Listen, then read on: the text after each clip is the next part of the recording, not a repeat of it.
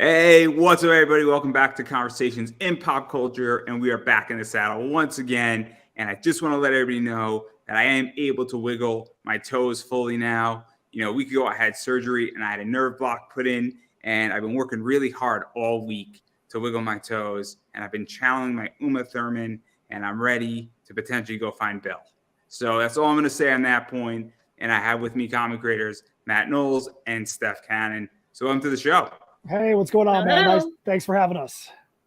Yeah, no, I'm very excited because we never, ever have gotten to actually do an interview, me and you. It's always been either your campaign ended, I'm like, hey, what's going on? Or I'm booked, and then you're starting a campaign. And we finally get to do this. This has been like 3 years in the making. Yeah, it's been a while, man.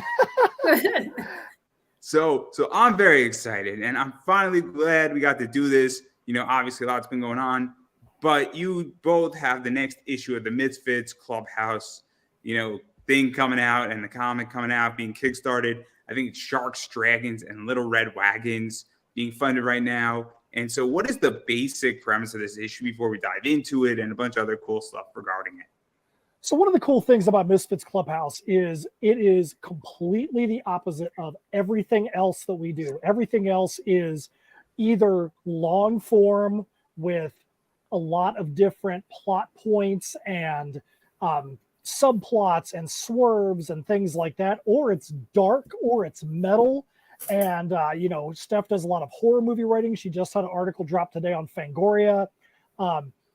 Misfits is the complete opposite. It is short form, 4 to 16 page short stories, family friendly. When we say family friendly, that doesn't mean for kids. It just means that it's something that you could be 7 or 70 and enjoy.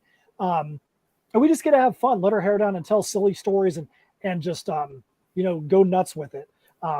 Overall, it's about 4 kids, Mickey, Fairy, Slothy, and Stig, that have this backyard clubhouse. They go up and have it's like their little imaginarium, and their imaginations are so big that they start to affect the reality around them. One of the best things about this issue, and I'll let Steph talk about it, one of the best things about this issue is we get to debut one of our favorite new characters, which is Bruce McTutherson. So Steph, you want to tell them about Bruce? So we I guess I don't really know I didn't know we were talking about Bruce at first. So Bruce McTutherson is the kids' favorite television show. And we decided to do, and I can't remember the name because Matt's the one that always pitches this. Fat Albert meets the Fat Albert going to watch the Brown Hornet. Thank you. So it's the kids watching their show, and boy, Matt, take it away. I'm having a hard time with this. I didn't know this was what we were starting with. That's all right. So hey, so Bruce actually started from a stuffed animal that Steph owns.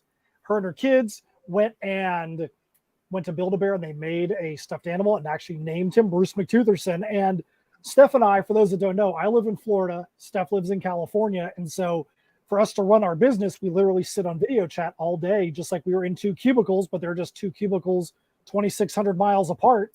And Bruce McTutherson sits just out of view in where Steph is. And at times Bruce will kind of pop his head in, and we were like, hey, wouldn't it be cool to actually write Bruce McTutherson into a story, because it's a fun name.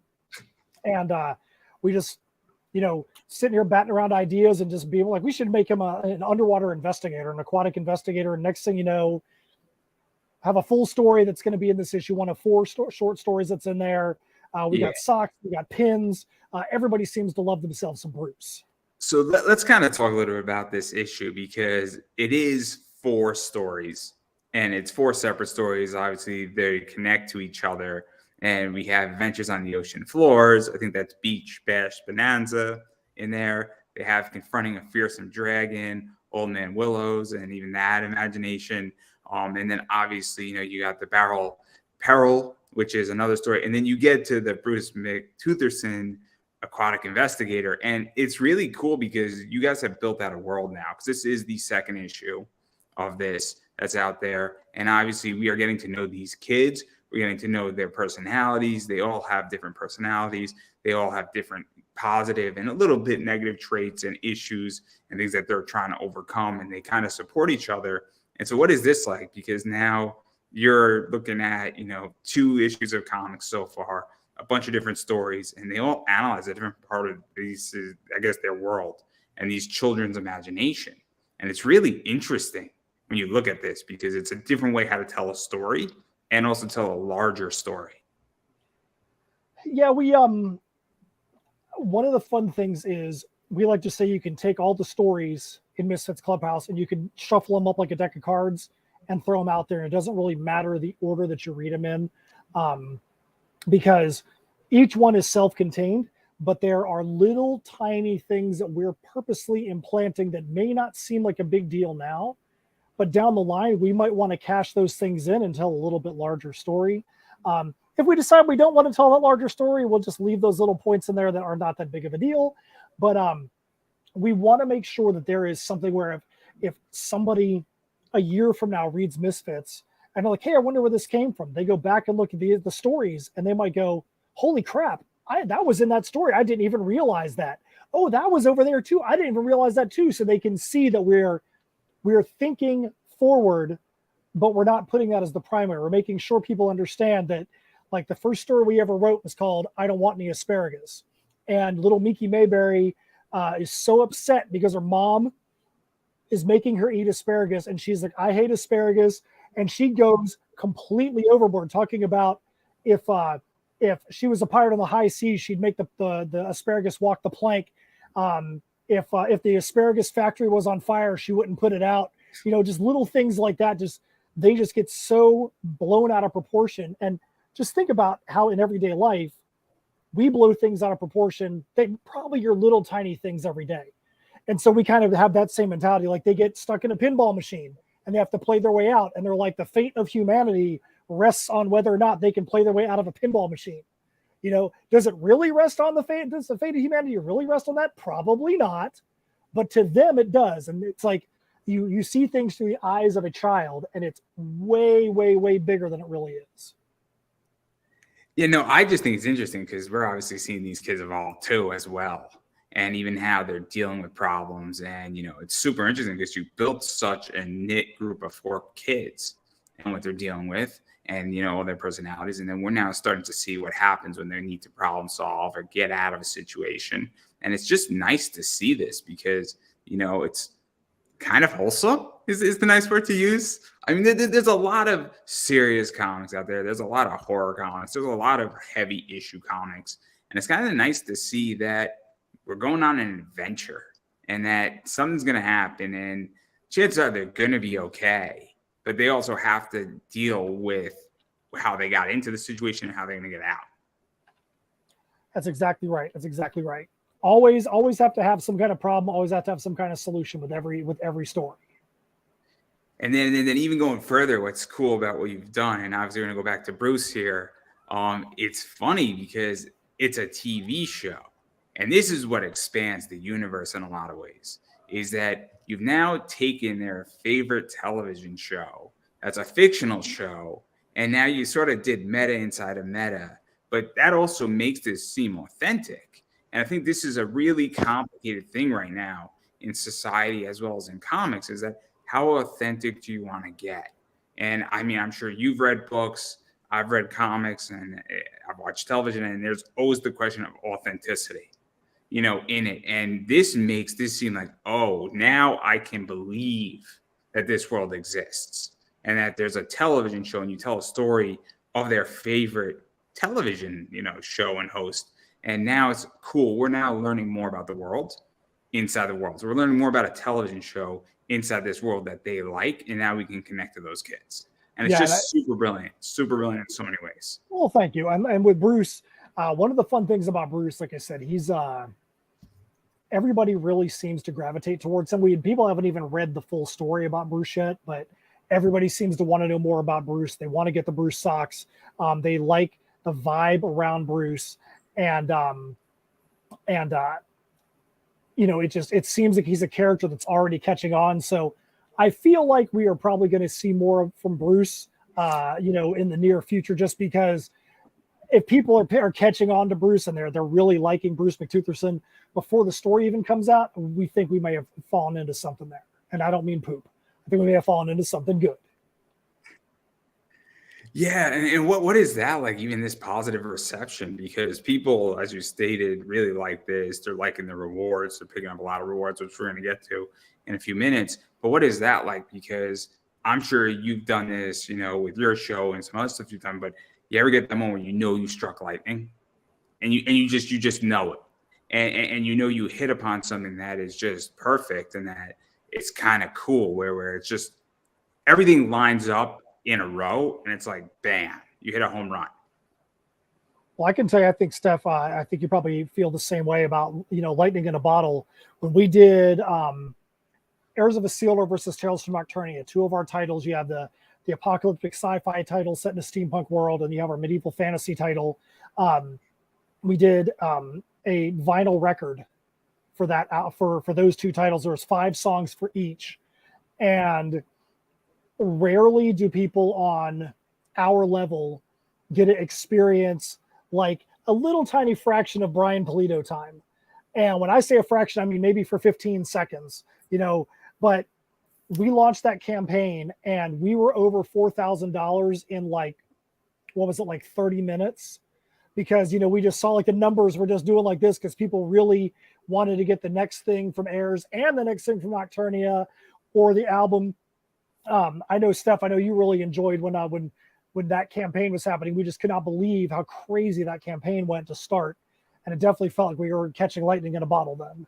I think that was the campaign that we were in the same room yes. for. I think that's the only campaign that we have been in the same room for when it launched, I think. Yeah, I'm pretty sure you're right.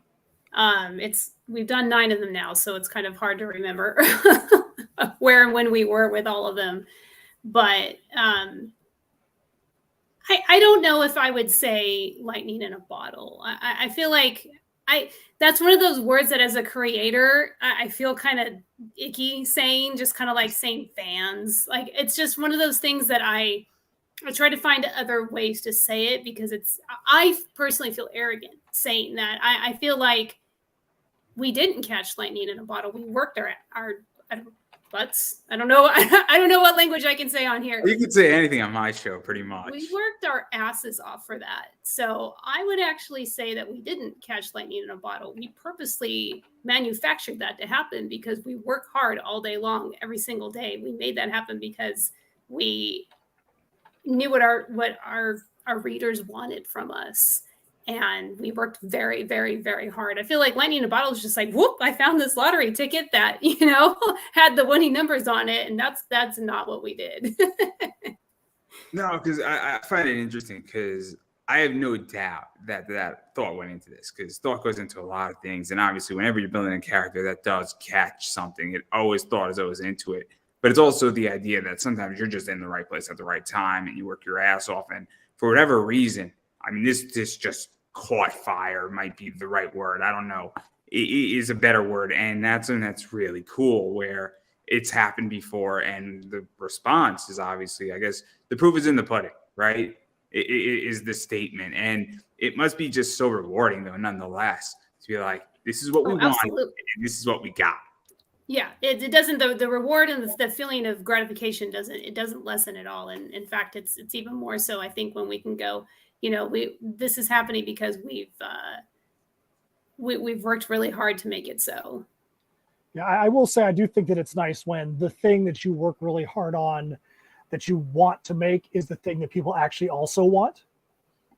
Because I know sometimes people will be like, oh, I really want to do this. I really want to do this. I really want to do this. And it's met with like the pin drop that nobody really cares about. So it's nice when you actually do something and it resides with the fan base that's out there as well. Yeah, and I mean, I'm excited to read this. I'm excited to read what you guys put out. It's going to be exciting, and even to go further into this, because obviously, I mean, I view this as you stated, it's a family comic. It's definitely meant for all ages. It's not a dark book. There's going to be no, F-bombs in this book. I'm pretty sure. I could be wrong. Correct. at any point. I can tell you because so this is a title that is nationally distributed through Scout Comics on the Scoot imprint. And Scoot is, I don't want to say militant, but that's the word that's coming to mind right now. But they are very, very, very intense about making sure that if it is a title that comes out on Scoot, that it meets a certain level, so that way any Scoot title can get put in front of anybody. If they wanted to take it and put it in front of a first grade class or a 12th grade class, it would be okay to be there. I know that there was one time when a creator wanted to put a double entendre in a book, that in the course of the book, it would not have been that big of a deal. But if a kid would have read it and then went to their parents and were like, "Mommy, what does this phrase mean?" that immediately an uncomfortable conversation was going to happen. And Scoot asked them to change that so that it could be a Scoot friendly title. And so we respect that, and we respect when we put the Misfits Clubhouse stories together, that we want to make sure that it's going to still meet what Scout and Scoot are looking for. And as we write our stories, we don't feel like we're being compartmentalized in any way, because we know that that's where the stories need to reside. So we're writing them to make sure that they meet what the publisher is also looking for. Yeah, it's the standard that we hold ourselves to as well, more or less. With some of our other titles, we do touch on heavy subject matter that adults go through, like depression, and but the standard that we personally, and that's not to say that there's anything wrong with comics that have F-bombs and every other word, I have written a comic. I had an anthology, a story in an anthology it's a horror anthology, and there's F-bombs in it. That was one of the first things that I ever did that was published. But we just personally don't use that in our stories. And it's kind of been a theme going on now that it would seem weird and see a little sellouty if we were to suddenly create something like that out of the blue. Yeah. And even to talk about this, because obviously you're in Scoot, and then obviously Scoot's an imprint of Scout, and obviously Scout is all over the place. They produce a lot of titles. Obviously they have a lot of, creators. Travis is with them with stuff. I think Pat Chan's with them. And there's a few others. There's a few others that I can't think of off the top of my head. And I know there's a few others that are trying to get in that I know. And what is that like? Because for an all ages book, they're really good at it. I think that's, Scout and Scoot obviously is, secret sauce, because all ages books are hard sometimes. Oh, they're hard all the time. Especially on Crowdfunder. On Crowdfunder, oh my goodness, they are brutal. Yes, as we are discovering. Well, we know because this is a second campaign that we've done for Misfits, but it's really tough. It's hard. We have discovered too, they're very difficult to pitch. And I think this is where I get tripped up a lot of times too, because there's certain buzzwords that we've agreed not to use, but they're easy to fall back on because, let's face it, the Misfits are for kids. It's very easy to start off by saying it's about a boy and a girl, but that's not, it sounds boring. And so that's kind of been it's just easy to say. And so it's like, okay, no, it's about these and then you just start getting tripped up about it. And some people don't like the word kids comics or all ages comics. And I'm to the point now where I'm like, I don't know what to call it. If you're alive, go read it. At this point, I don't know anymore, because it seems like every buzzword is not the right one to use. And that's what kind of makes me a little bit crazy about all ages comics, is that there's a lot of stuff that can be counterintuitive to what you're trying to pitch it for. And so it's just, we're still learning. Well, and like I like to say, we're all adults, but we all are kids at heart. And there are certain cartoons that if you're flipping through the channels and it comes on, you're going to stop and watch. If Wreck-It Ralph comes on, or Gravity Falls comes on, or Toy Story comes on, and you're flipping through the channels, you're going to stop and watch it for a little bit.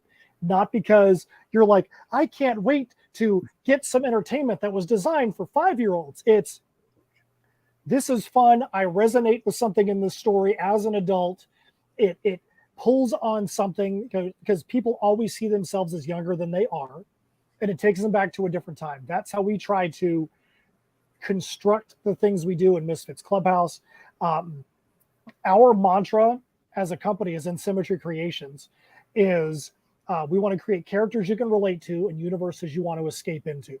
And that goes across the board. It doesn't matter if it's Heirs, if it's Tales from Nocturnia, if it's Misfits, if it is the new story that we're working on right now, if it is an anthology piece. We always want to find a way for people to be able to relate back to something in the characters so that way they can escape for a little bit. We're in a society right now that's got a lot of problems. Inflation is out of control. The country is divided. The world is divided. We're going to talk about all that. I promise.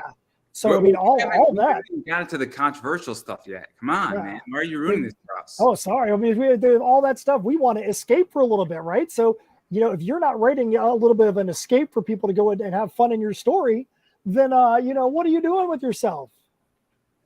Yeah, so even to go further into something that you mentioned where, I mean, obviously you have other titles beyond this one. And one of the things that's interesting is that when somebody has a very adult title and then they have, an all ages or a kid's book, obviously sometimes, dad or mom comes to the table and then they're bringing their kid there. And so that's something that's very interesting that I think a lot of creators are now trying to figure out is saying, I want something for everyone at the con.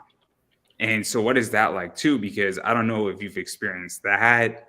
And because I know certain people say, look, crowdfunding a children's book, for lack of a better word, or an all ages book is incredibly hard and it sucks, for lack of a better word. But when I go to a con, they sell out like crazy and they do well.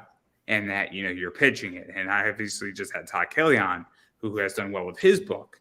And so, obviously he's going to do very well at cons. And then he has an adult book at the same time. And so, what is that like? Because I don't know if you even tested this yet. I don't know how the first one did. I don't know exactly what you can and can't do because the book is picked up by Scout/Scoot. So there are some limitations, I think.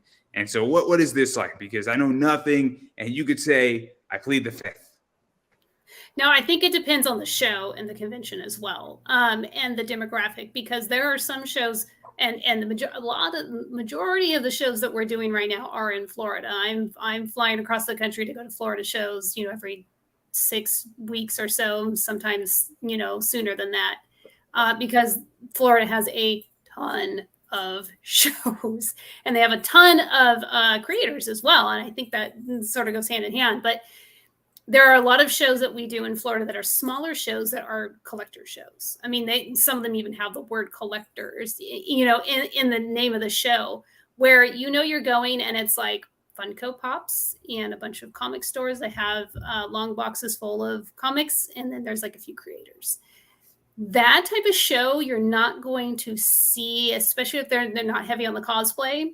You're not going to see a lot of families go to. You're going to see collectors going to it. You're going to see older people that might have a little bit more money than younger people.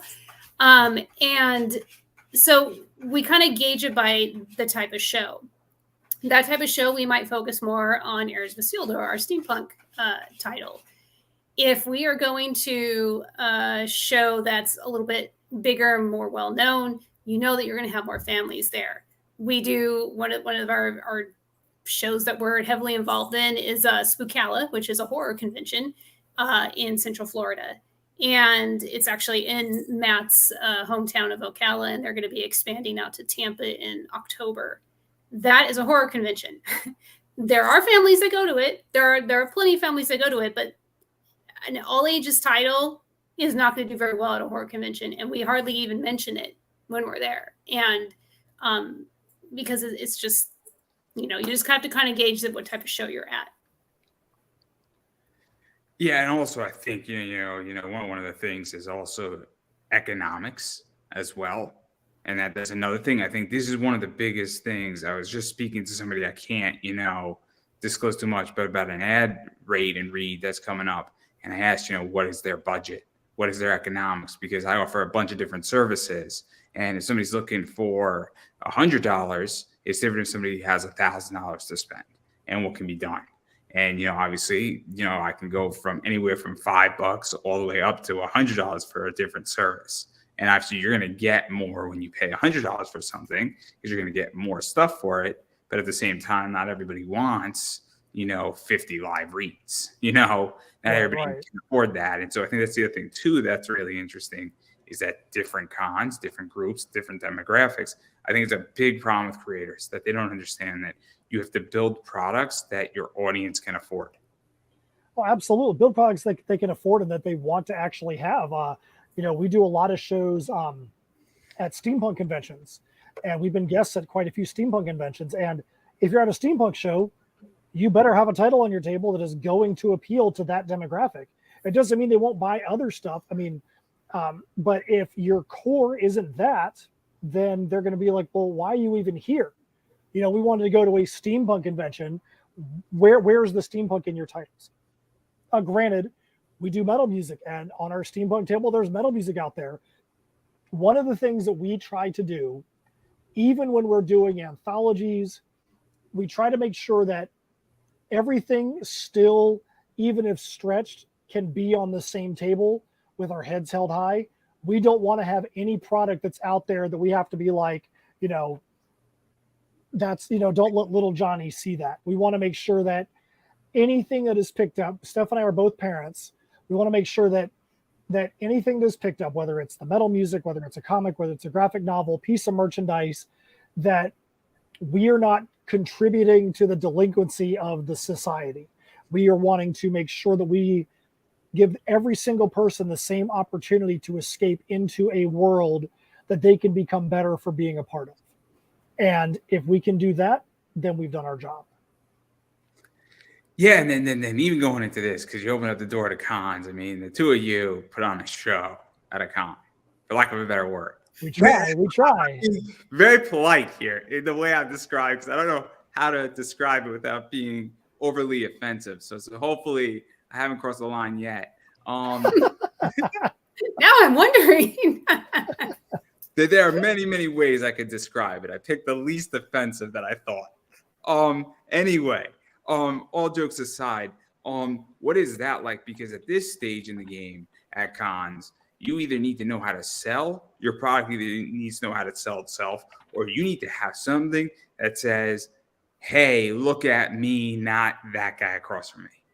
And because at this point, so many products are good and so many things are well done, and that indie is professional, for lack of a better word.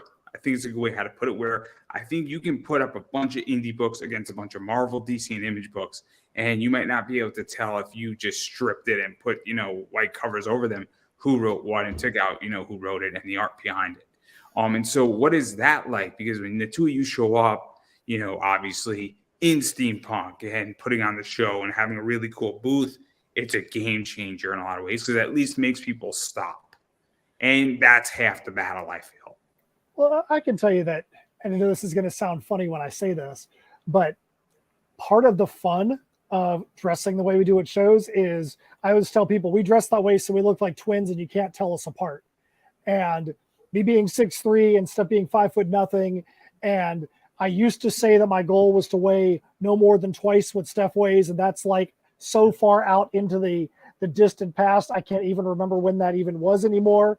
So to even make a comment like, we dress the way we do so that way we're twins, you can't tell us apart, is just fun. I mean, how often do you get to walk into anything and wear flamboyant, insane, ridiculous crap and have somebody else that's wearing it? So like, if we're both wearing it, I could be on another side of the building and somebody could see me and be like, oh, that guy and that lady over there, they do something together.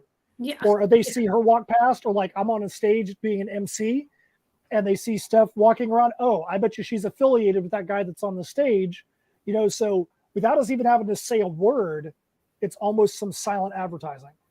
Well, and I think to kind of expand on what you were saying too about, getting people to stop at the table, which is half the battle, because it really is. I mean, and there have been times I don't notice it as much now that because we've evolved the way that we've dressed. It used to be full steampunk, and it still is sometimes, especially if we're doing a steampunk show.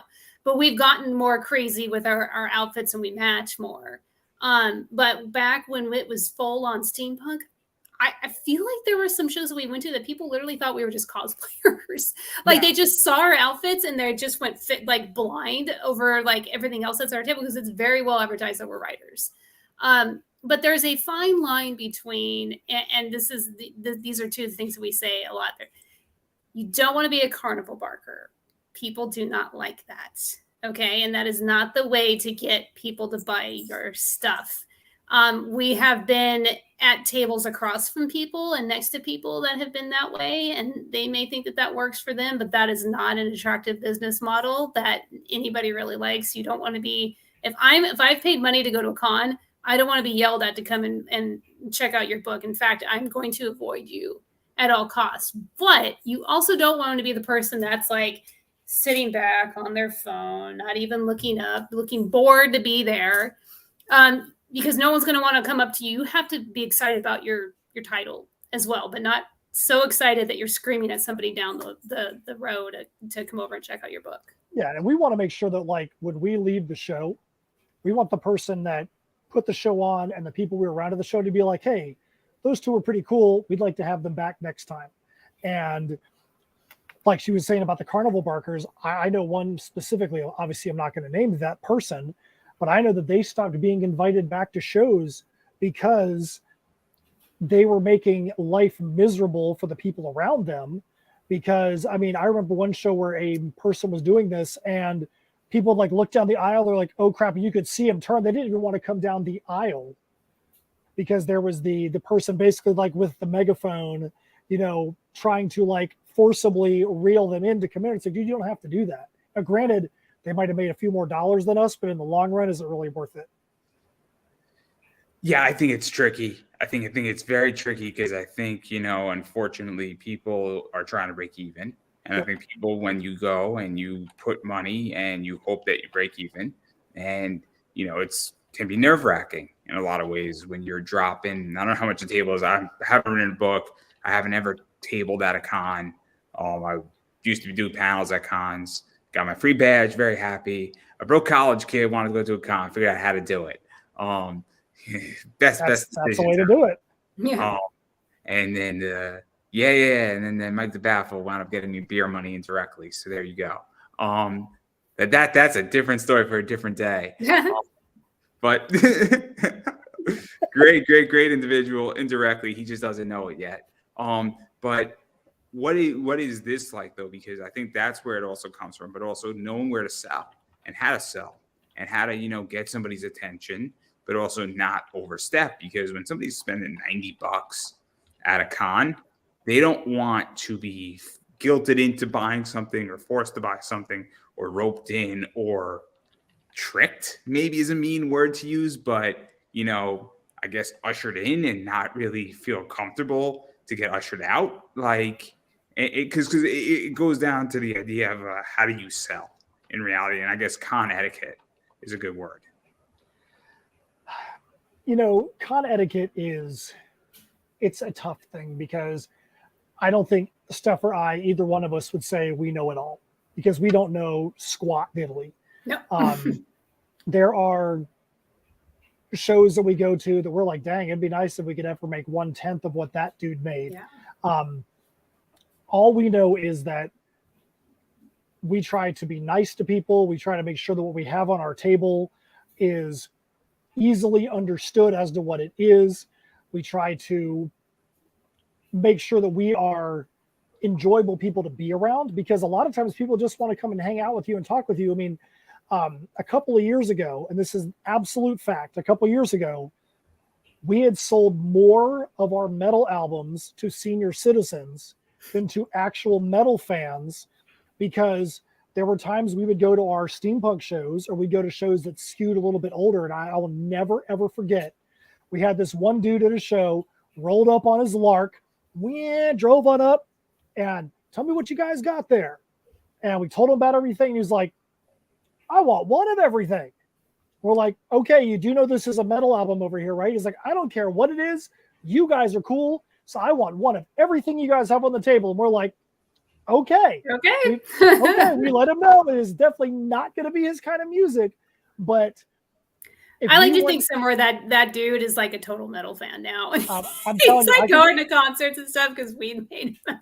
I can just imagine him at the grocery store putting that CD in on his Lark and rolling up and down, getting his milk of magnesia and everything else, repping up some metal music. But yeah, so we always try to make sure that we're nice. We still learn with every single show. Even today, we were just talking about the way we set up a show. Setting up at your show, there's a science to the way you set your tables up. I used to be really good friends with people that did band merch. They literally hire them on to be the merch coordinator for concerts. And they're like, there's a literal science to that. Like for when you're at a concert, where do you put the booth? What stuff do you put out for people to see? How big do you put the prices? What stuff is on the table compared to what's on the wall? And there's a science to how they do that. And we try to impart that in what we do as well. And we still learn because we've got tons and tons of products. And sometimes we have too much. Sometimes there's too many things at a table. And when there's too many things, people can get sensory overload. So we try to pull some of that stuff back a little bit and say, what are the items we want to focus on? And sometimes it's trial and error. And we just have to be mature enough and adult enough about it to say, hey, you know what? We tried that at the last show. It didn't really work. We always do a post-mortem, whether we are doing the show together or, a lot of times there'll be shows like I'm doing a show this Saturday on my own for us in Clearwater, Florida. I guarantee you after the show is done, Steph and I are going to be on the phone and we're going to have a post-mortem about, hey, here's what I tried at this show. We talked about this. I think this worked. I don't know if this other thing worked. The crowd coming in was this type of crowd. And we always will go through those different dynamics to see if what we're doing is appealing to the crowd that's there. Yeah, no, I think it's very interesting, which that obviously, I go through a lot of my work. I go through a lot of my interviews. I even look at my store on eBay and I'm like, cool, what is selling? And then I also look at what repeat buyers are buying. And I also look at saying, cool, if this person wanted book A from this company and book B from this company and book C from this company, and they're all three different companies, I try to spot trends and I try to spot things that are, next to each other. And there's a reason why I have no problem saying this. I'm a big Zenescope fan. I'm really liking Merc Magazine and I'm liking Big Dog Inc. right now. And the reason why I mentioned those three companies is those three companies are very similar in art style. And the customer who likes Zenescope likes Big Dog Inc. and they're most likely going to like Merc. And so my customer base, when I throw up Merc stuff, they might not get it at first, but they're eventually going to be like, cool, I like this and this looks similar to that. And so I think it's very important. And there is a science to that as well. And it's a very interesting thing. And it's taken me a long time. I've been selling on eBay for 10 years. It's taken me probably about 7 to figure it out. Yeah, I had a conversation with the showrunner recently, him and myself and a few other vendors that were there. And we were talking about placement at shows and different people that were there. And some people felt like the show did really good. And some people felt like the show wasn't as good. But he was like, I think a lot of times vendors and people that are tabling have to look back at themselves and say, did I not have a good show because of the crowd wasn't buying? Or did I not have a good show because literally all I'm selling is Funko Pops, just like 5 other booths, or I'm selling scented candles, just like literally 5 other people that are there, and say, did I do anything that would make those people want to come to me and not those other 5 people? And if what you're selling is not appealing to the crowd that is there, like if you were trying to sell something on eBay that wasn't something that normally people go to eBay for, then is that the seller's, the buyer's fault, or is that your fault as a seller for expecting something from a crowd that they never were going to buy in the first place? It's the seller's fault because I'm perfect, but that's not the point. I can roll with that. I can roll with that. No. Sometimes my audience needs to be educated, and sometimes audiences need to be educated. Sometimes it's just a weird show. And also sometimes, what it is? I've done this where, person A saw something I wanted, first store I dropped into, and I've seen that happen too at, cons where it's just somebody gets to one booth first and has nothing to do with that, especially with Funko Pops and cards and things of that nature. I think it's a little different with creators. I do, because you don't have we'll use a friend that I don't think is going to mind, Travis. You and Travis write things that are very different. Right. And I love Travis Gibb. So if I only have $30, you'd both have to sell me on your book. Where that's the differentiating factor. Versus, if you're selling a Funko Pop of Goku, I'm a big Dragon Ball Z fan, and the same guy has another one. It's just, and you're both the same price. Does it really matter? It's whoever I got to first. Right. And I think that's the issue where in that case, you need to have different merch. Yep. And that's why I can tell you, when we do Kickstarters, one of the conversations that Steph and I have every single time is, what are the things that we can put in this campaign that the people that are at the top end of our fan base, and when we say top end, we mean the people that are going to buy anything we put out there. What are the things that we can put out there that are going to be quality, that are going to have those people going, man, I can't wait to go get that excellent thing and add that to my collection. We always want to make sure that we are being cognizant of the fact that there are some people out there that are spending a lot of time and a lot of money on what we do. And we want to make sure that we take that responsibility seriously to make them awesome products. That's why we partner up with a leatherworking company that has done, I think, 6 or 7 different unique branded leatherwork products for us. I mean, they've literally made leatherwork stuff. They've gotten stamps made that have got our symbols on there, so that like people can get D&D dice pouches that have got our symbol on there, or dragon masks that have got our symbol on there, so that way people are getting really high quality merch. But we also know that not every one of our people that are buying from us are going to be those people. We know that a lot of people are going to be entry level people that just want to see what we're about. And that's why, when we do a book like this, all the Heirs of Isildur stuff coming out now, they're all perfect bound. So even if it's a comic, they've got a spine on the side of it so they can go exist on the shelf next to your trade paperbacks and your other books, because we want those things to be able to exist in a level that is going to be different than a normal comic. Misfits Clubhouse is a normal comic. Heirs exists in the graphic novel realm, so we want to make sure if it's always got that spine so it can be there. Yeah, so let's actually talk about this, because this is something that, is fascinating to me. And I ran a Kickstarter and I got destroyed on it. Brutal. I did fun, but I learned a lot. Trial by fire, guys. And when I come back, obviously I'm going to learn a lot more. And I'm sure people are still going to criticize me, but everybody wants to criticize me anyway, so it's all right. I take criticism with pleasure and a smile on my face. It means I'm doing something right. But that's the thing, is that Kickstarter is a privilege. It's not a right. I find that your local comic shop picking up comics is more of a right than a privilege at this point. I mean, obviously it's all a privilege in the scheme of things, but for most of comics histories, LCS has been more of a right than Kickstarter has been more of a privilege. And you need to stand out on Kickstarter. And you mentioned, leather work. Obviously you have socks on this one. And there you need to have something that makes you say, boom, this is different. Stretch goals are a big one. I've seen people do music stuff and they've done guitar picks. Like, that's different. And so at a certain point, what is that like? Because having a cover A, B, and C, you need to have kick-ass covers. And I'm going to show them in 1 second. Obviously, this is one of them right here. I promise yours will not come cut off. I just want to make that crystal clear. Yeah, but and these are all great covers, but you need to also have kick-ass stretch goals. You need to have really good print. You need to have other weird rewards, for lack of a better word here, or obscure rewards, or something that is super, super exclusive to Kickstarter. Because again, there's a lot of good stuff out there now. Well, I'll let Steph talk about the covers that you just put up there. I know one of them for sure that we definitely are really happy about. All of them we were really happy about. Let me guess. Yeah, but there's a story behind why we really like that cover. It's who actually did it, but everything else is great. I mean, the other cover, the first one you put up there, Backyard Bandits, is done by that's a teenage artist. This is the second time we've had a teen artist that got to do a cover for Misfits Clubhouse. On the first issue, we had one from Seda Wolf, who does a graphic novel series for Scout. And then this one is Emily Reset, who we know because of Travis Gibb.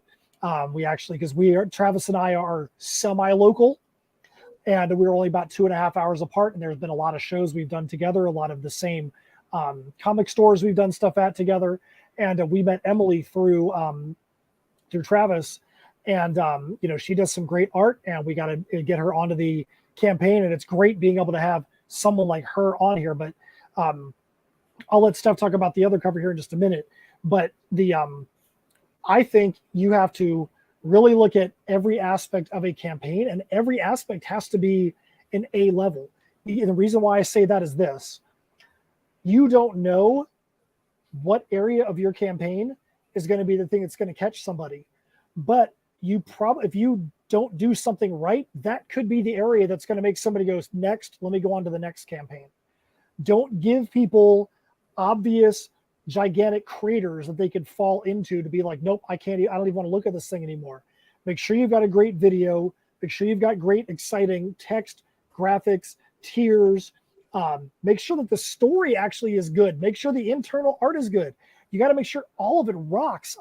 One of the things that we do that a lot of creators don't do, and I would always encourage them to do, is, especially in something like Errors, especially in Tales from Nocturnia, we always do a section called Expand and Understand. So if you're getting a book from us, there's always going to be a couple of pages that we've got additional character bios or additional scenery bios, so people can understand why that character actually matters. Things that we want them to know, but it would not have been right to try and put it into the story. It would have been like trying to just forcibly shoehorn it in, and it would have made the story not as good. But it's stuff they need to know, so we put it into kind of like an appendix. And there are some people that just love that. We have a more of an appendix that you can get to through a QR code on our website. And people really want to know those things.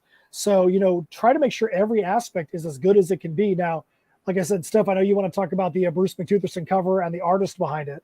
Yeah, no, I just think you also, one of my biggest pet peeves, and then sorry, and I'll let you it's fine. that awesome cover.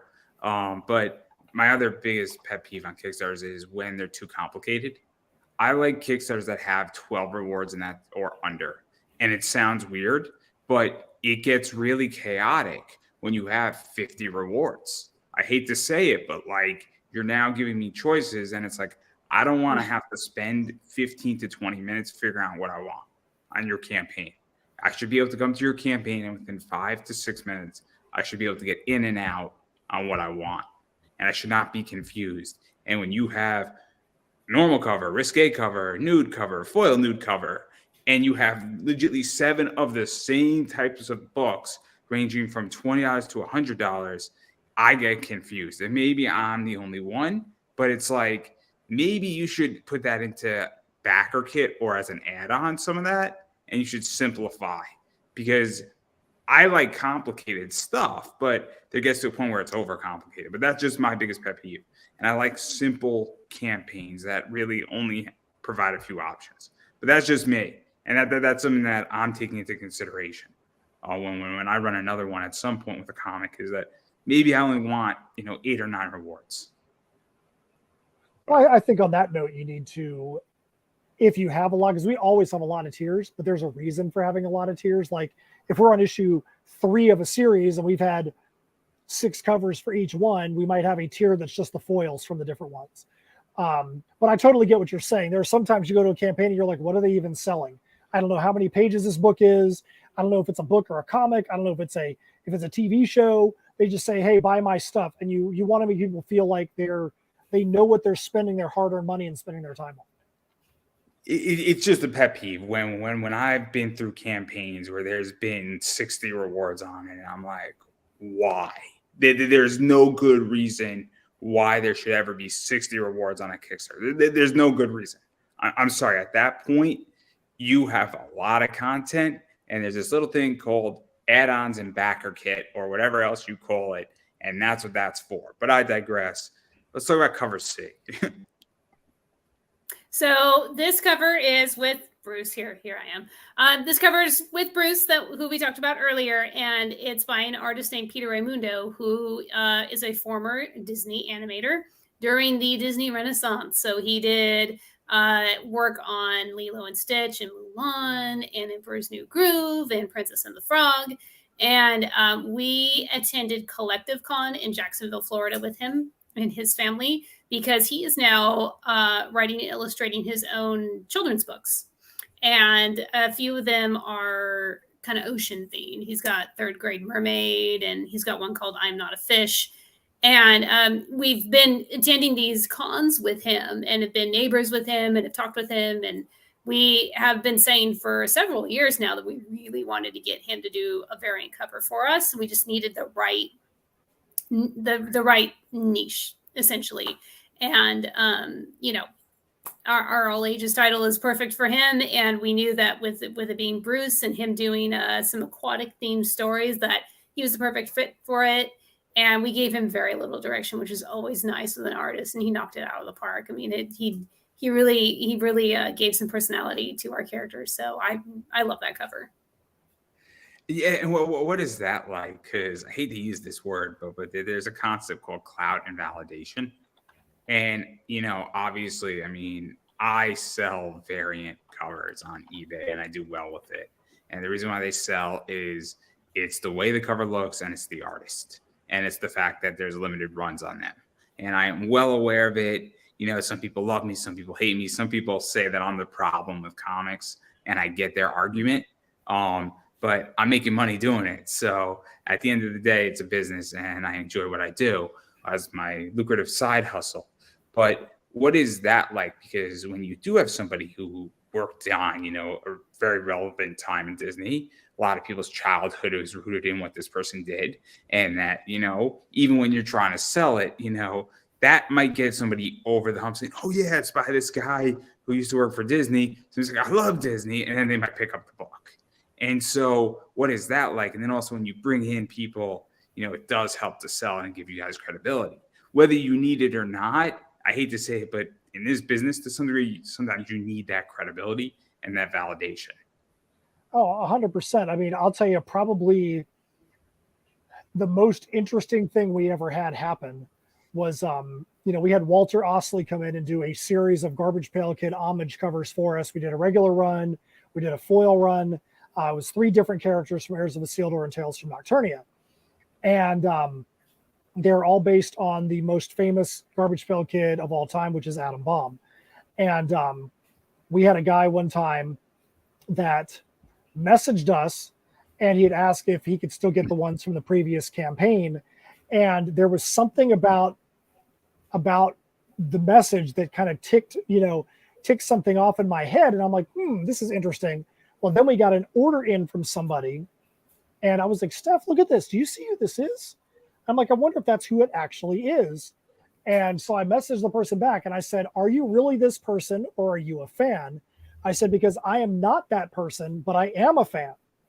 And the person said, yep, it really is me. This is Adam F. Goldberg from the Goldbergs on ABC. I've been a Garbage Pail Kid fan since the 80s. Every time I see a Adam Bomb, whether it's a real Adam Bomb or an homage, I have to have it for my collection. So he's like, that's why I was asking if I could get all the Adam Bombs you've ever made. And I was just like, are you freaking kidding me right now? I'm like, we're having an interaction with Adam freaking Goldberg from the Goldbergs? This is crazy. But you never know who is going to be paying attention to your product. So make sure you've got great product, great story, great cover artists, great covers, because you never know who might happen upon your campaign. No, it's very interesting. And I think at the end of the day, though, it's also a business too. And so anything that moves the needle and makes you profitable, anything that I'll rephrase actually, because I'll even go a step further or a step backwards. Anything that gets you to break even point is important. And then anything that makes you profitable is just gravy and is better. I think it's really how you have to look at it. And while making comics is creative, it's fun, it's a little bit different than running a straight to business, you do have to understand that it is a business, and that, the second you have to treat it as such. It's a fun business. It's like running a sports team where there's expenses that occur that you lose money on point A, but you'll make it back in point B and C. And it's very similar. Mark Cuban speaks about a lot about this. So go listen to Mark Cuban talk about that. He'll explain it a lot better than I will. I promise you. But just don't listen to him on cryptocurrency. That's all I'm going to say. We can talk about Titan all you want, guys. Iron and Titan all you want. Did not listen to Mark Cuban on that. Dodged the bullet right there. But the Mavericks look good, guys. They look good this year. So I'm going to make that crystal clear. But that's my point. I don't know if anybody's a Maverick fan in the room. I'm a Miami Heat fan. I'm diehard Miami Heat fan. We could talk about FTX too, but that might be a sore point for that. I'm just glad that name is coming off the stadium. What a joke. Clearly. Thank God. I have no money with FTX either. So I'm good. Coinbase for the win. Just anyway, not the point. A lot of validation is sometimes necessary. And then you have pretty much everything else. And then the other thing I want to talk about, you have a bunch of digital catch-ups. I think there's a bunch of physical catch-ups. I think you could pretty much get anything that you've ever put out physically if you still have it. I think you have some copies, maybe you don't, of the last one that were yours, because I know Scout is releasing it, and I know yours are super limited. I also know that you can just order it from Scout, the first issue. Yeah, I know there's some really cool memorabilia with like print stuff or like print plates from Scout too that can be picked up as well. So there's a lot of stuff if you're a fan of this, both directly from you or indirectly from Scout. It's not that hard to find it. Legitimately, if you type in Misfits on Scout's website, it will pop up. One of the cool things is Scout actually. So Scout does a thing called Pressworks, and what that is when you print up the book, you'll get 4 different printer plates for every single page has got 4 different printer plates, and they actually sell those things on their shows. Scout actually made 10 of those plates available to us to sell through the campaign. So, and these are plates from a previous release on Scout. Obviously, it's not for this one because this one right now is only printed up by us. It'll be released through Scout later on. But that's part of the partnership we have with Scout, where they're like, hey, look, if you guys can sell some of the printer plates on the campaign, that's good for you guys. You guys are making money. We're making money. So why not do it? But like you said, we always try to make sure that we've got a way for people, because who knows, this may be the first time they may hear your show, and the first time they ever heard anything about us is this campaign for Misfits Clubhouse, Sharks, Dragons, and Little Red Wagons. But they may go, hey, they were talking about that steampunk title, or what was it? They were talking about that medieval fantasy title, Tales from Nocturnia. We want people to have the least number of steps possible to potentially be able to get something from us that they possibly can. That's why we do a lot of times have more tiers than a normal campaign.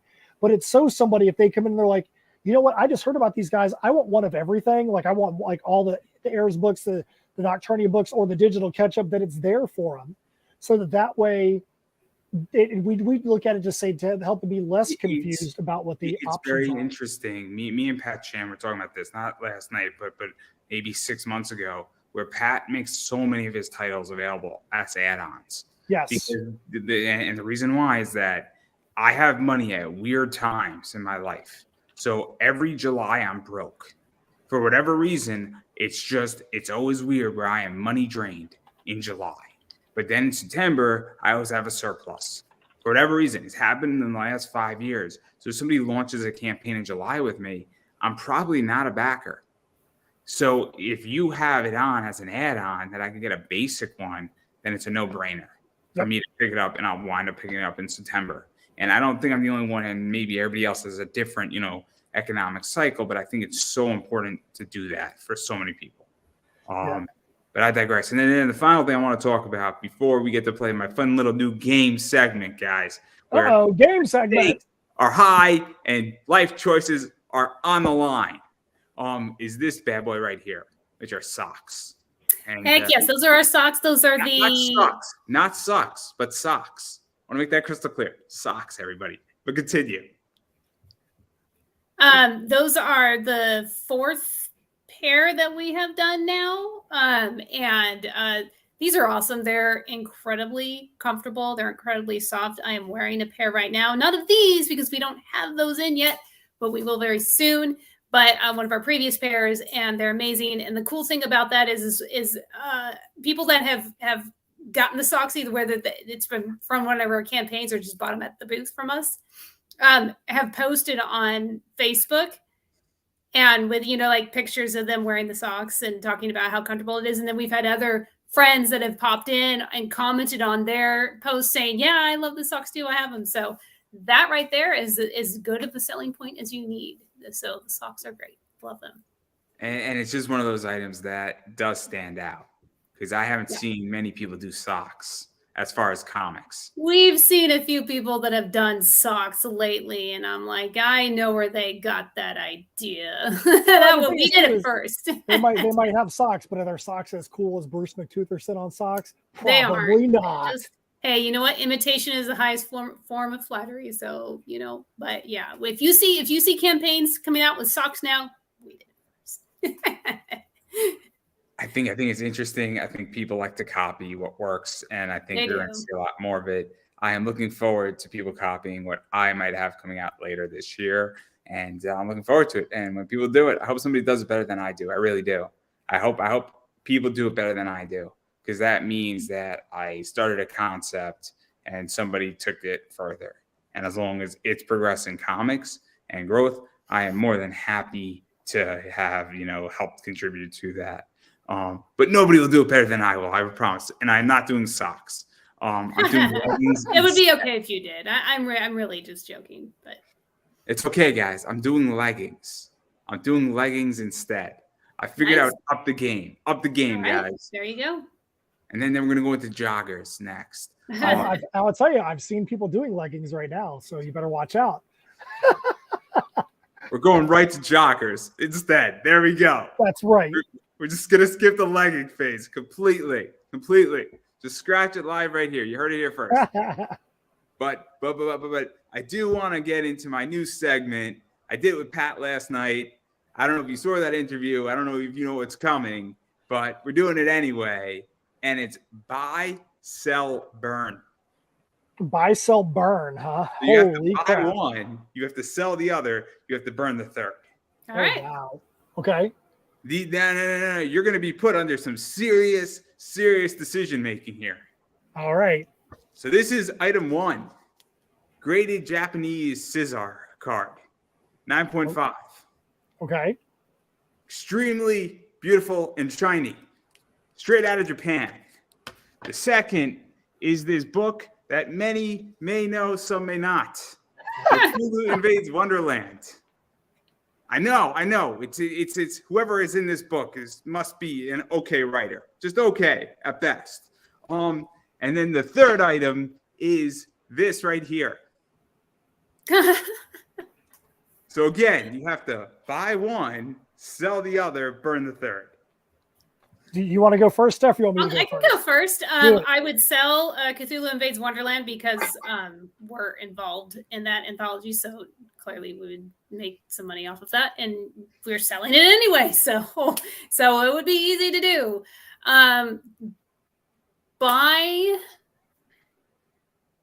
Honestly, I just want to sell the card too, because then I would make money off of that. I'll be completely honest. I have no idea what that card is of at all. So, I have no idea what that is. I don't know what it is. I'm not in the trading card business. I'm not into whatever that is. I don't know what that is. Is it, you know what? I don't want to get made fun of for trying to guess what it is. So, but I know that Matt would probably absolutely burn Black Sabbath. So I'm not buying that card though, because I would do nothing with it. I would be like, this is cool. And then I would buy it and then I would sell it. So here's what so I guess do. I'm burning the card, which is probably, I don't know. There's people are probably losing their minds over that, but I don't care because I don't know what it is. So here's what I would do. Now hear me out on this. I would burn that copy of Cthulhu Invades Wonderland. I would buy the Black Sabbath album. I would sell the card. Now here's why. I'm thinking of the environment right now. If we sell the card, we could go buy a whole lot more copies of Cthulhu Invades Wonderland. We could keep the economy going. I don't want to burn the album because the album has got vinyl on there. And if you burn a vinyl record, you're going to have toxic fumes. Not good for the environment. So my buy is the album. To save the environment, have some good historical rock and metal music. Burn the issue of Cthulhu Invades Wonderland. so we can buy more copies of Cthulhu Invades Wonderland when we sell the card. That's my answer. I could never burn a book, especially one that we're in. Couldn't do it. Could not do it. That's all I got on that segment. That's all I got. I have no response. It's like a tamer version of F, Marry, Kill, I guess, right? Is that what it is? F, Marry, Snap. F, Marry, something else. It's an enjoyable thing because I have so many people come on the show. I have something from them, and that's the running gag. Awesome. That's the running gag here, everybody. I think that's awesome. That's humorous. That was fun. It's very enjoyable. It's very enjoyable, and I also get to show off some of my cool stuff. Because I have a lot of cool stuff that I don't get to show off ever. And so, that's the plan. And that's why I asked Matt what he was in, because I forgot that he was in Cthulhu Invades Wonderland. I thought you were in it, but I was just making sure. We've got a story called Tarts in there that we did with James Sims as an artist, and we are in Holiday Spirits 2. We're going to be in the next Cthulhu Invades from Orange Cone as well. So that's some just to keep in mind, everybody, that obviously Matt's all over the place. And so are you, Steph. So obviously that's everything. And then, I'm just curious, and before I give you a chance to self-promote, I am curious where both of you view that pop culture and Kickstarter and crowdfunding is going, and even comics are going, because we're in weird times. I mean, January was a weird month where I think took to week 3 or week 4 to get up to over 200 projects, I think, this year. And so it was a very late start. I also think that a lot of people who said, I wanted to do a comic and then I'm out of it, are out of it. I also think a lot of people are delayed because they dipped into the honey jar and they're waiting for their tax refund to print their books or finish up certain elements of their books. I think we're going to have a lot of June and July books that are coming that are overdue. I really do think that. I think that, and I also think that people might be reevaluating because they don't know where the economy's going. And Jerome Powell's enjoying the cheerleader up in his bedroom. I'm just saying, and if you don't know where that's from, that's a very interesting analogy by somebody. But yeah, raising interest rates, guys. It's weird being on Kickstarter right now. And I want to preface this by saying that I'm very grateful for Kickstarter and crowdfunding because it has done a lot for us. So this is in no way me saying anything bad. This is just the way that it is. I feel like there might be a little bit of crowdfunding fatigue going on, kind of like what we're seeing with the MCU, where people are just kind of getting tired of seeing it. It was really exciting when it first started, but now everybody's crowdfunding, and you go on Kickstarter and it's just like, or you go on Facebook and it's like there's like 50 of your friends that are running campaigns right now. We have seen it happen. I'm going to ask you a question about this because me and Tyler were actually speaking about this, and I used a wrestling analogy, and I said that it used to be, in my opinion, that main events were on Kickstarter, meaning that this is the big book. This is the thing that's coming. We're swinging for the fences. This is the last match that's going on the card. And now some mid cards were on Kickstarter, but now what's happened is that I feel like there's a bunch of the first match is on Kickstarter. The second match is on Kickstarter. Then you got 4 mid-card books on there. And then now you have the main events. And so now everything is on there. And certain things maybe shouldn't be Kickstarted. I hate to say it, and I don't want to gatekeep it. I'm not going to say you can't be part of Kickstarter. But maybe certain books should not have been Kickstarted. Or maybe they should be put on as an add-on. Or maybe they should be fused into 2 or 3 books at the same time. And I think that's part of the problem is that, some people combine issues 2 and 3. Mike Tiener does that and did it with Black Jackets. And I thought it was really smart. But I think that's part of the problem too. But I absolutely am personally exhausted from Kickstarter. As a fan, I'm done, man. For a while, I'm exhausted. And Pat Chan has a book coming out on, I think, Steamy, and I'm probably going to pass on it. Not because I don't want Steamy. I'm out of money. And I'm exhausted. I have legitly 30 books I have to read. Well, I think part of it too is kind of what you said there. I think there are so many books that are out right now. I think I can tell you right now, even if the metrics don't say that this is a record time as far as the number of projects on Kickstarter, the number of projects that are visible on Kickstarter right now is more than I can ever remember at this level. This is not early pandemic where everybody was sitting in their houses with no form of entertainment and their entertainment was being online. This is not the early pandemic where everybody was getting pandemic money. Everybody was getting gigantic tax returns. This is 2023 where nobody has pandemic money. The economy is going completely out of control and virtually everybody is getting screwed on their tax return. So even when we launched Misfits, we're like, hey, we know it's got to be a tempered expectation because of all these different factors. Now, do I think that this is going to change up at all? I sure hope it does, because we have other projects we're going to do. But again, like you're saying with the Kickstarter fatigue, and like Steph said with Kickstarter fatigue, we're trying to be very careful about the way that we even market right now. Every campaign is different, and we have to send out our emails and we have to make our posts. But there were times before where you could be like, I'm going to go and put my post in 30 different comic boards on Kickstarter, on Facebook. Well, if you're doing that and the other 200 people that are on Kickstarter right now are doing the same thing, then all it's going to be is just nonstop white noise on all those boards. So you always have to be reevaluating and thinking about what you're kickstarting and why and how you're going to get the word out to people. It's tough. It's tough right now, tougher than I've ever seen it before. It might be because of the book we have out there, but I also know that everybody, when you've got people like Russell Nolte that are posting on Facebook going, is everybody else seeing that this is a really tough time on Kickstarter? Because that's what it looks like to me. If he's seeing that, where when he normally puts a campaign out, he's printing money, and he's seeing that it's tough, I don't feel so bad that we're having it a little tough with this campaign as well. I also think, and this is just my opinion, where and there's a bunch of people that I know that are doing this, and you know who they are too.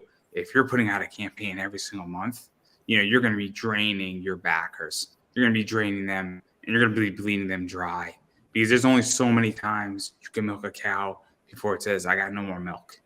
And then what you do is then you slaughter the cow as your next move. And that's the problem, where if you're releasing 3 or 4 campaigns a year, you're not destroying your backer. We actually had one of our most significant backers. We had a face-to-face conversation with him at a show recently. And he was like, you guys do as many campaigns as I can personally afford to back at the level you're at right now. He was like, if you guys were doing 5-6 campaigns a year, you'd be getting less from me because I couldn't afford to support that many. And he's a backer that's a completionist and he wants to have everything. So if we were putting out so many things that he couldn't get everything, he might start getting nothing and go on to something else where he can go get all the items. So we have to be very careful about, like you said, there's a balance, making sure, because our goal right there, we intend on running 3 campaigns this year, but that's because we have 3 titles that need to be kickstarted. But I don't even know if I could personally handle mentally running more than 3 campaigns here. People that are running 8-10 campaigns in a year are more of a man than I am, more of a woman than Steph is, because I would go crazy. I'd lose my mind. So how they can manage that many, I just don't get it. I mean, I'll be very honest. I could barely handle one. The one that I ran, I could barely handle it.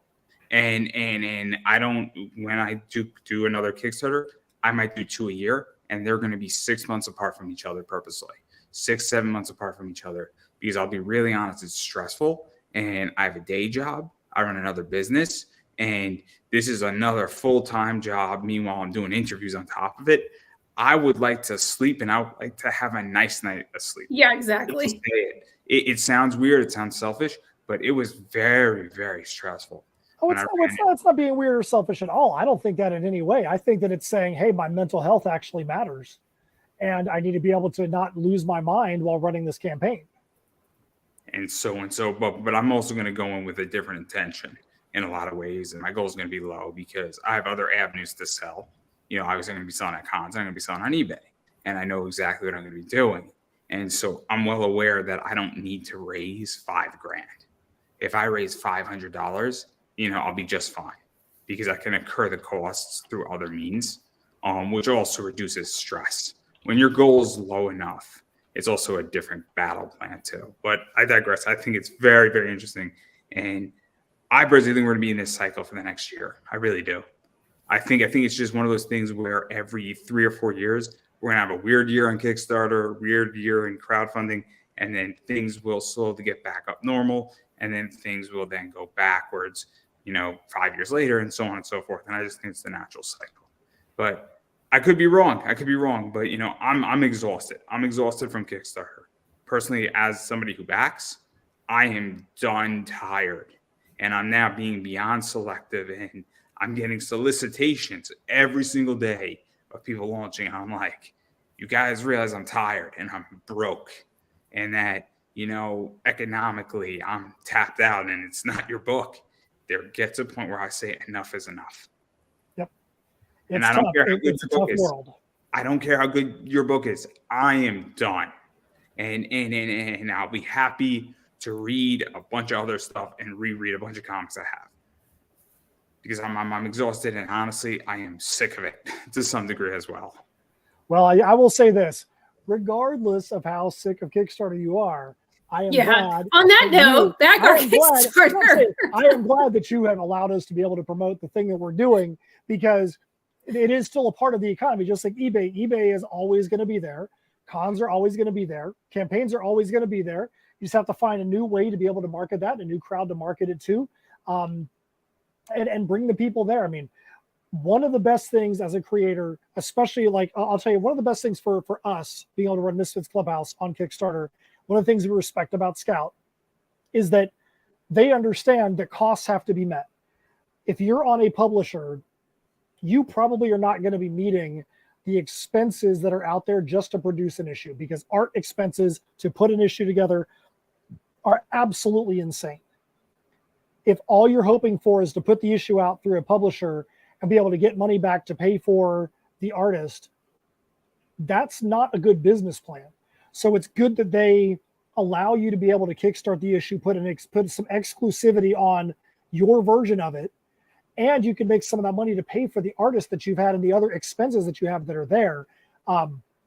So that's why we're really glad that Scout has given us the ability, even though we're signed with the publisher for this title, they do give us that ability so that way, when they are putting the title into distribution, it's all gravy for all of us. There's not art expenses to be had. There's not, a lot of those other things. And one of the things that has been said, which I agree with, is if your publisher is worried about the couple hundred people that you support on your Kickstarter cutting into their bottom line to the hopefully 4,000 to 10,000 people they're trying to sell your issue to, then they're worried about the wrong thing, because this Kickstarter should not be harming them. It should be helping get the word out there. So, like I said, that being said, we hope people will go up there and take a look at the people that are not tired of Kickstarter. We hope they will go up there. I'm just saying. I got you. I need a break. I need a break. But you know what though? And I think that's a valid point, because let's say that you were our fan base for the last 3 campaigns we ran. You might still be our fan, but like you said, you're tapped out. If we're not trying to find other people to come and back, then we're just going to be tapping that base out. So you always have to be trying, always have to be looking for new people and new things and new ways to get your crowd involved and find new backers that are out there. And that's what we try to do. And I think people have to get creative. I think people have to get very creative. And I think people have to get, I've said this before, the problem in comics is not the C word, or not the first C word, creativity. There's been more creativity in comics than ever before. There's been more creativity in life than ever before. One of the biggest problems is cash flow. It's also backer growth, where, defining success, and I don't know the answer to this, is it money or is it backer count? And I've heard both arguments. I've heard it's both. I've heard that people say, I would rather have a lower number met on my campaign, but have another 50 backers. And, obviously, I don't think there's a perfect answer to that, but I think it's a very, very interesting position, because, again, obviously people get tapped out, but if you're growing your backer count, what you hope for is that you go from 400 to 410 to 450 to 500, that, even if people get tapped out, you're still growing your base. But yeah, I think it's a very personal answer, and All three of us can have a different answer for that question, and they can all be perfectly right. As long as whatever success is to you, you're attaining that. And that's what my personal is. If it's different than what yours is, hey, we can both exist in the same world. Oh, no. I mean, I don't have an answer at the moment. Yeah. I don't have enough data on my own thing. I mean, I did one campaign. What I find for me just on YouTube is growing my subscriber count and getting more views on my content and getting more watch time means success. Money is not the thing that's driving that right now. But definitely in my eBay business, more sales is obviously success. But that's also extremely linear. But I digress. I do want to give you a chance, both of you, to self-promote yourself. Where could people find you, follow you, back the campaign? For those who are ecstatic about Kickstarter, where could they go back this campaign and all that fun stuff? So by the time this airs, or by the time we get to the end of this, we're going to have 7 days left on the campaign. We're going to be ending next Thursday, March 9th. Misfits Clubhouse, Sharks, Dragons, and Little Red Wagons. We are only a few $100s and a few backers away from 2 different stretch goals. We'd love to be able to get there. We'd actually love to be able to best the last Misfits campaign we did by $1 and 1 backer. If we get there, that's going to be super awesome. And we'd have to find something super cool to do for that. What it would be, who the heck knows, but we'd figure it out. But we are very thankful for everybody that's back so far. If you think that I'm totally cool, or you think that I'm a dope and that Steph is totally cool, whichever one of us you would like, or if you like us both, there's room for that. We would love you to come up there and become a backer of the campaign, just so you can also become a part of the Clubhouse crew and a part of our fan base. So that way we can maybe meet you guys at a show. We can interact with you. But yes, we are super excited and super ecstatic about this campaign, about the stories. Like you said, you got Beach Bash Bonanza, Old Man Willow, you've got Bruce McTutherson, Aquatic Investigator, Barrel Peril, which is your opportunity to get drawn into this issue. And what makes this a little different is that you can get drawn into this issue, but know that this is at some point going to get released by Scout Comics. So you have the opportunity to know, you might be able to walk into your LCS at some point and be like, I want to go pick that issue up. Why? Because I'm in that issue. Who gets a chance to be able to do that? You might be able to walk into any comic book store in the country and go pick up your own face off the shelf. That in and of itself is a reason to go to tinyurl.com/misfits2. That's MISFITZ2. Again, the campaign has got 7 more days. It'll be done next Thursday, March 9th. We'd love to have you come up there. There's catch-up tiers. There's socks. There's even Excited Bruce pins. You can get yourself an Excited Bruce McTutherson pin. There's stuff from Airs. There's stuff from Tales from Nocturne. There's stuff from all the different titles we've done. We'd love to have you come up there and be a part of our campaign. Boom! I don't know if Steph, you have anything that you want to add, or where can people find you? I think that he sold it pretty well there. But if you want to see the other titles that we have and some of the other things we've been up to, you can follow us at insymmetrycreations.com. And there's a whole bunch of social media, but I always flub it so Matt can do it, because I have memory issues, so can't do it. Facebook /InSim, Twitter /InSim Creations, Instagram, or if you just go to linktree.com /InSymmetry Creations, we have got all of our different links there, including the metal music, including a page that's got all of Steph's bylines for Fangoria, Horror Geek Life, Creepy Kingdom, Daily Dead, Horror Buzz, over 70 different bylines for these different sites, whether it's a movie review or an article that she's written. Just had one drop on Fangoria yesterday. So there's a lot of different stuff that you can get yourself involved in if you just go to linktree.com /InSymmetry Creations. Yeah, and then I'm just going to keep saying it. You have to support indie. What that means is when people have Kickstarters, you need to back them. When people have comics on their website, you need to buy them. If you want to buy it through Scout, you should buy this book through Scout, the first issue. I believe there's some exclusive stuff as well. I think there's an exclusive on Scout as well that's still available that you could pick up. And all that goes to support, obviously, the creation of this comic. And it goes a long way. And you need to support what you like and what you want to see get made more of. Or if you want to see it get made faster, obviously, the more money something has, the faster it goes for the most part. So that's something that you need to pay attention to. Also, if you are tapped out for money and you're a fan, the next best thing you can do is follow people on social media. And so that's another thing that goes a long way too. Sharing it out, as well as just engaging with people on social media makes a huge difference. And you don't know what type of difference it's going to make, but it could very well be a game changer. I've seen it. And there are people, and there's one person in particular who has actually gotten a movie deal because some director saw our interview. And so he's producing like $100,000 film. So there you go. That's no bullshit, guys. That's no bullshit now. That's great, man. I love it. You never know. You never know who's going to be paying attention to what you're doing. So you always got to make sure. But he does owe me a beer. He does owe me a beer. I'm going to hold him to it. Sounds like a lot of people owe you beers, man. What is up with that? Sounds like a lot of people either owe you beers or have gotten you beers from being at shows. People really need to start taking care of me. You know, if you see me at a show and there's a bar in the hotel and it's in a hotel and I got you a movie deal, I think I'm owed a beer at the very least. You know, I think that's pretty sound logic right there. I think it's a pretty fair trade for him. But anyway, nonetheless, getting back to the point, you never know who's watching, who's engaging, and who's going to see something, and it does make a huge difference. And if you engage with people on social media, you know, you never know. You never know. But as far as I'm concerned about everything that I'm doing, I'm Pop Anime Comics on Twitter, Instagram, Facebook, YouTube. Please subscribe on YouTube. I have a goal here. I want to get to 510 subscribers by the end of March. I have 30 days to do it. I'm at 503. We are 7 away.